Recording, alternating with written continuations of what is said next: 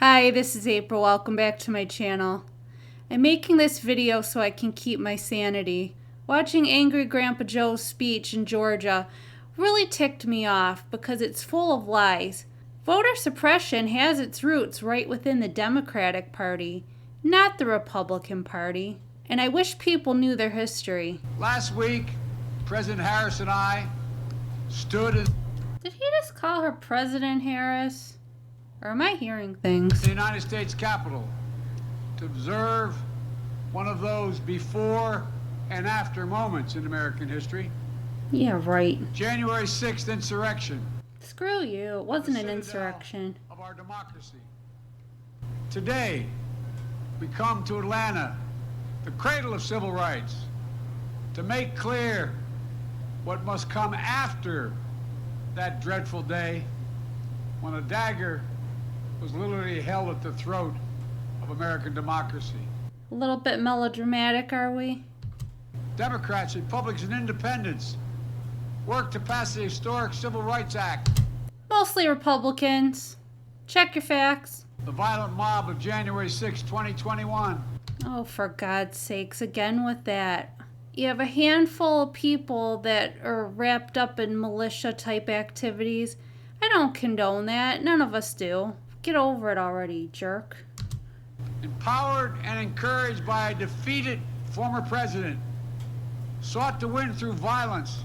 Oh, what a liar. Stop. You have to bring up Donald Trump every stinking speech. If you want to be president, you need to stand on your own 2 feet and look forward. It rests on your shoulders now, buddy. What he had lost at the ballot box. Yeah, right. To impose the will of the mob, to overturn free and fair election. And for the first time in American history, to stop the peaceful transfer of power. They failed. Yeah, because maybe we had some questions about the voting stopping in the middle of the night. They failed. But democracy's victory was not certain, nor is democracy's future. That's why we're here today, to stand against the forces in America that value power over principle. The Democratic Party. Forces that attempted a coup against the legally expressed will of the American people. The Democratic Party. By sowing doubt, inventing charges of fraud. Not invented. Seeking to steal the 2020 election from the people. They want chaos to reign. Yeah, you do. We want the people to rule. Let me be clear. This is not about me or Vice President Harris or Bull. our party. It's about all of us. It's about the people. It's about America. Hear me plainly. The battle for the soul of America is not over. We must stand strong and stand together to make sure January 6th marks not the end of democracy, but the beginning of a renaissance of our democracy. As long as your regime stays in power, it might very well be the end of democracy. But while the denial of fair and free elections is undemocratic, it is not unprecedented.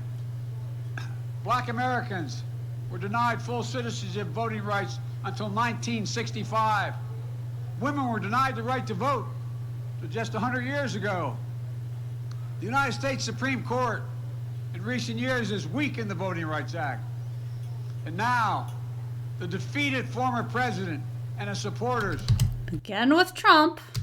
used the big lie about the 2020 election Not a lie. to fuel torment and anti-voting laws, new laws designed to suppress your vote. Yeah, right. Suppress the vote, I won't say it. Not to suppress the vote, to stop people from voting multiple times, to stop dead people from voting, to stop people who are not U.S. citizens from voting. And what's been the reaction of Republicans in Georgia? Choose the wrong way, the undemocratic way. To them, too many people voting in a democracy is a problem. Yeah, we don't want people to vote twice. We don't want dead people to be voting. We don't want ballot harvesting. Shocking, I know. So they're putting up obstacles. For example, Voting by mail is a safe and convenient way to get more people to vote. Yeah, it gets more people to vote, all right. People who are no longer living. So they're making it harder for you to vote by mail. The same way, I might add, in the 2020 election, President Trump voted from behind the desk in the White House in Florida, dropping your The White House in Florida? ballots off to secure drop boxes. It's safe, it's convenient, and you get more people to vote. That's for sure. People who don't even exist. So they're limiting the number of drop boxes and the hours you can use them. Taking away the options has a predictable effect. Yeah, that will have a fair and free election. Longer lines at the polls. Oh, Lines that can last for hours. what a Seen it with shame. your own eyes. People get tired. Yeah, we get tired, all right, buddy. They get hungry. When the Bible teaches us to feed the hungry and give water to the thirsty, the new Georgia law actually makes it illegal. Think of this. I mean, it's 2020. And now 22, going into that election. Do you know what year it is, pal? And it makes it illegal to bring your neighbors, your fellow voters, food or water. Not true. You can order food anytime you want. While they wait in line to vote.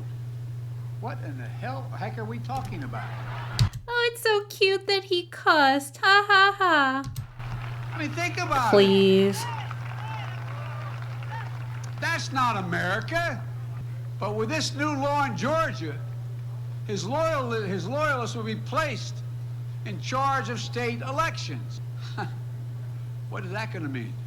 Less inflation, no supply chain crisis, secure borders, happy Americans, free and fair elections. Well, the chances for chaos and subversion are even greater as partisans seek the results they want, no matter what the voters have said, no matter what the count. Yeah, that is a problem, Mr. Biden. Jim Crow 2.0 is about two insidious things: voter suppression and election subversion. It's no longer about who gets to vote. It's about making it harder to vote. That is such crap, and that is very offensive to say Jim Crow 2.0. The Democratic Party really did try to suppress the black vote in the South. In many different states, black voters were physically blocked from getting to the polling place, and that was all done by the Dixiecrats. It's about who gets to count the vote and whether your vote counts at all. It's not hyperbole, this is a fact. Look, this matters to all of us. The goal of the former president and his allies is to disenfranchise anyone who votes against them. Simple as that. Why are you so angry? Didn't you win? The facts won't matter. Your vote won't matter. They'll just decide what they want and then do it. That's the kind of power you see in totalitarian states, not in democracy. Kind of power you want, I think. Are you sure you're not just projecting onto the Republicans what your party is already trying to do?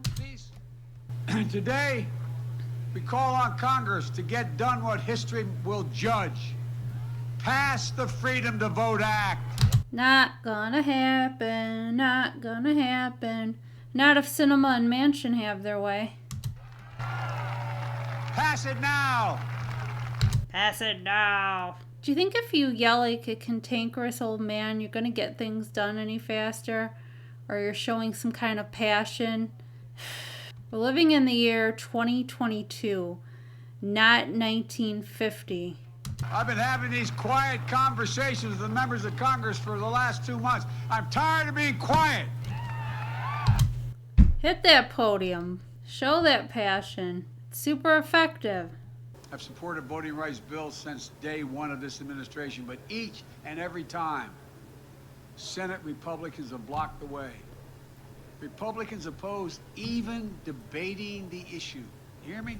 Oh yes, the evil Republicans. The evil Republicans like Abraham Lincoln who abolished slavery. The evil Republicans who passed the Civil Rights Act. Yes, the evil Republicans who have fought voter suppression throughout the country. He does not know his history. He's lived through enough of it, but he definitely is not a student of history. Republicans today can't and won't. Not a single Republican has displayed the courage to stand up to a defeated president to protect Again with the Trump thing. America's right to vote. Not one. He's taking up space in your head rent-free. We have no option but to change the Senate rules, including getting rid of the filibuster for this. That'll come back to haunt you. Your party won't be in power forever. While the state legislative assaults on voting rights is simple, all you need in your House and Senate is a pure majority. In the United States Senate, it takes a supermajority, 60 votes, even to get a vote, instead of 50 to protect the right to vote. State legislators can pass anti-voting laws with simple majorities. If they can do that, then the United States Senate should be able to protect voting rights by a simple majority. What a lie. These aren't anti-voting laws that are being passed in these different states. They just don't want the kind of fraud that we have seen in the 2020 election to continue. When you have more people voting that are actually registered to vote in any one area, you have some issues. And people who are not U.S. citizens should not be allowed to vote. You should have to show an ID. What's so hard about showing an ID to vote? Voting is one of the most sacred rights we have as U.S. citizens. As my grandfather Fitting used to say every time I walked out the door in Scranton, he'd say, "Joey, keep the faith." Then he'd say, "No, Joey, spread it. Let's spread the faith and get this done." You're spreading something, all right, but it isn't faith. It stinks to high heaven. May God bless you all, and may God protect the sacred right to vote. I mean it. Let's go get this done. And let's go, Brandon. Oh, boy. Please research for yourself the history of the Democratic Party, how it was founded, how the KKK sprung up out of the Democratic Party, and how they suppressed the votes of many in our nation. Don't believe the lies of politicians like Joe Biden. They're trying to gaslight us into thinking that what took place in 2020 didn't take place. We all know what happened in the middle of the night. Well, that's all I have for today. If you like this video, give me a like, consider subscribing for more news and reviews, and God bless.